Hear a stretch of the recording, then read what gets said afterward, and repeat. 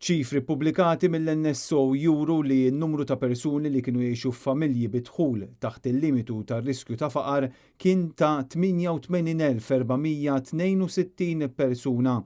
Bekk ir-rata ta' riskju ta' faqar kienet ta' 16.6% li hija prattikament fl-istess ilma meta wieħed qabbel mas-sena preċedenti. Din l-istatistika hija bbażata fuq riċerka Ewropea li tiffoka fuq l-2023 bil-familji f'xifer il-faqar ikunu dawk li dħul tagħhom ma jaqbiss il-11,300 € fis-sena.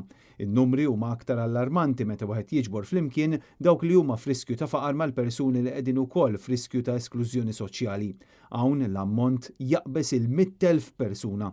Fost dawn hemm 21,000 tifel u tifla f'pajjiżna li jinsabu f'riskju ta' faqar jew esklużjoni soċjali.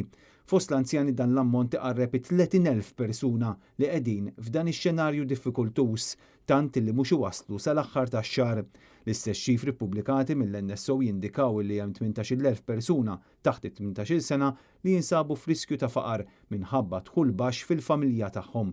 Mill-istatistika jirriżulta wkoll li dawk li wieġbu il-familja tagħhom ma kinitx taffordja ikla blaħam, tiġieġ jew ħut kull jumejn flimkien ma' dawk li sabuha qiebsa jiffaċċjaw spess finanzjarji mhux mistennija kellhom l-ogħla żieda fl-att tagħhom matul is-sena li għaddiet.